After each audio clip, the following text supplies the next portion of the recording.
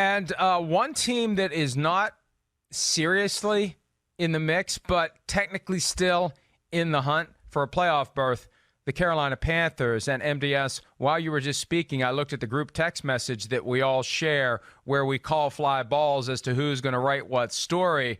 Josh Alper just notified us that the Carolina Panthers have fired Ron Rivera. So we get a chance to react to that with absolutely no opportunity to think about it, reflect on it. First thing that comes to mind when you see that Ron Rivera is out in Carolina. Well, the first thing that comes to my mind is it wasn't very long ago that he was coaching the Panthers in the Super Bowl. And it just shows you how quickly things can shift in the NFL. That he had this team in the Super Bowl. Cam Newton was the league MVP that year, and he was still a young quarterback who we thought had many good years ahead of him. It has really gone downhill in a hurry.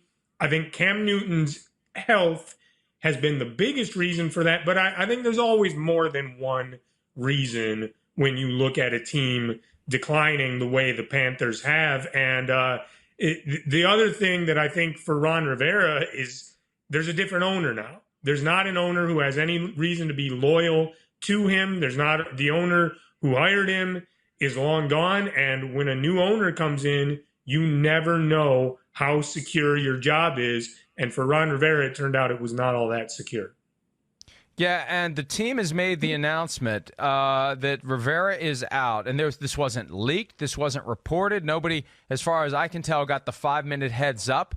But Norv Turner is out, and Perry Fewell, remember him being a hot head coaching candidate? And I think that he was an interim coach somewhere at some point in the past 10 years. He's been named the interim head coach.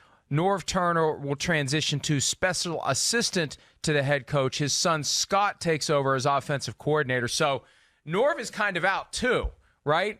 No, I mean, why not let Norv be the offensive coordinator?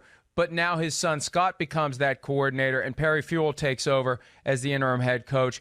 And here's my thought on it, because I've actually been meaning to go back to the final episode of the All or Nothing series that premiered over the summer featuring the Carolina Panthers from 2018. Because what resonated with me was the final episode, new owner David Tepper was explaining while he was riding in a vehicle as they were talking about plans for 2019 and a practice facility he wants to have built, and he's playing South Carolina off against North Carolina to get the best possible deal. He said that the NFL is set up for all teams to be 8-8. And where you go from there, up or down, depends upon key factors like quarterback, coach, and GM. And nobody buys a team because they want to employ the coach who's in place. Nobody says, gee, I can pick 10 different teams. I want Ron Rivera's team. David Tepper bought the team that was available. So David Tepper's going to have his own ideas as to who he wants to coach the team. And last year, Tepper did not make any changes. He was still getting his feet wet. Now he's had more of an opportunity to understand what it takes to run an NFL team, more of an opportunity to think about who he would want to be his coach, and now he's able to implement his path going forward. And I think Marty Herney needs to be concerned about this as well. I think we could see Tepper make a run at Kevin Colbert, the Steelers GM, who's on a year-to-year arrangement. And even though it's been a long time since Bill Cowher last coached, I think that's a name to keep in mind, all because of those Pittsburgh connections for David Tepper. Connections to the Steelers, connections to Pittsburgh. And look, all bets are off at this point as to who he hires, but it doesn't surprise me that this happened. It surprised me that it's happening now. And it's funny, I was just, and I said this tongue-in-cheek to my son yesterday when I was looking at the traffic for the day on a Monday. I said, and it was a joke, but it's kind of funny. I said, man, we need to get a coach fired to get a nice little bump in traffic, because usually there's somebody else who's let go by now. And here's Ron Rivera, second straight year, the Panthers collapsing in the second half, and David Tepper exercising that prerogative to put everyone on notice now that he's going to be looking for a coach and to begin the process of, look, remember what happened last year with Mike McCarthy in Green Bay? The idea that it's better if you're going to start the process of looking like other teams already are without firing their coaches. Tepper's decided to go ahead and fire his coach so he's not running around behind Ron Rivera's back. Yeah, and we haven't seen how David Tepper goes about this yet, because this is the first time he's been on the search for a new head coach. But what we do know about David Tepper is he's very rich. All NFL owners are obviously wealthy, but he is wealthier than, I think the last estimate I saw, he was the wealthiest NFL owner. So he can certainly afford to pay more if there's a bidding war for a head coach who has multiple teams who want him, and David Tepper really wants him. I don't think anyone's going to outbid the Panthers if it comes down to money. And I think he will be aggressive about not just settling for, this guy was a pretty good coordinator in a couple other places, let's hire him. I suspect David Tepper will want to make a splash, will want to hire the kind of name coach that gets people talking, that gets people saying, wow, the Panthers, they're really trying something interesting. And then, of course, the next question will be, whoever that name coach is, does he love Cam Newton? Does he say, hey, I'm going to build my offense around what Cam Newton does, get Cam Newton healthy again, and start taking advantage of Cam Newton's unique athletic talents? Or does he hire a coach who says, I want to bring in my own quarterback to run my own system. Cam Newton isn't a good fit for my system. I'm getting my guy, and Cam Newton isn't going to be here anymore. So a lot of really interesting questions to see, and it could go either way. I don't even have a strong opinion about what it means for Cam Newton's future right now, but you could easily see one coach who might have an offensive system in mind where the presence of Cam Newton is an attractive part of the job to him, or another coach who might say, I'm bringing in my own quarterback for my own system. Let's get Cam Newton out of here and get whatever we can for him in a trade. That's why I think it's important for David Tepper to seriously consider hiring a new GM as well, so the GM and the coach are on the same page about the future of Cam Newton. And when Cam Newton's future came up several weeks ago, I said you can't make a decision on Cam Newton until you make a decision about who's going to be making the decision on Cam Newton. And I don't like the idea of tying a coach's hands with Cam Newton. I don't like the idea of interviewing candidates with this prerequisite that you must be on board with Cam Newton, because you could have a guy who says, yeah, I'm on board with Cam Newton. Then once he gets a 5-year fully guaranteed contract, he's not going to be on board with Cam Newton. I think it's time for Band-Aids to get ripped off of the Carolina Panthers. The current system isn't working. And the idea that there's almost a fatigue, and I feel like Colts fans were going through this with Andrew Luck. Panthers fans go through it with Cam Newton. The idea that there's always something to worry about physically with Cam Newton. You want a quarterback that doesn't constantly have you biting your fingernails, waiting for the next injury and worrying that the guy's going to be healthy. And it's always something he's rehabbing from. Now, Cam Newton never actually missed a lot of time, but he was always hampered by something. Last year, it was the shoulder. This year, it's the foot. What's it going to be next year? How do we strike the balance between Cam Newton being as physical as he can be with that 6'5" frame, and he looks like he is truly a superhero and a man among boys? How do you rein in the temptation to use him that way? And it's just, why do you want to worry about that? Let's start over again. Let's rip the Band-Aid off, and let's go ahead and get a new quarterback. But I think the new coach, and if there's a new GM, the new GM need to be given the opportunity to make their decisions and also to keep the cards close to their vest. So if you do decide to trade a Cam Newton, whoever you're trading him to believes that there's a chance you may keep him so you can get the best possible deal. So that's the big surprise on Tuesday afternoon as we begin the PFTPM podcast. Next question. Let's continue this. Let's continue to react to this with absolutely no time to think about it in advance.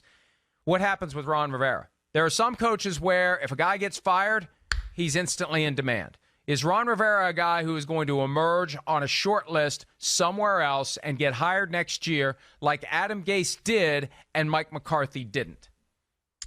I am going to guess no, and I'm going to guess that he is an assistant head coach or defensive coordinator in 2020, but the resume is pretty good. Like we said, he has taken the Panthers to the Super Bowl. He has been, I would say, overall an above average head coach during his tenure with the Panthers. And we could easily see a set of circumstances, namely Cam Newton being healthy, in which Ron Rivera would not be fired today. So with all those things said, it certainly wouldn't be a bad hire for some team to hire him in 2020. But my guess is he's not going to be the direction that any team wants to go in. And Ron Rivera is not just a coach of the year. He's a two-time coach of the year. It went Bruce Arians, Ron Rivera, Bruce Arians, Ron Rivera, 2012 through 2015. Rivera won it 2013. Rivera won it 2015.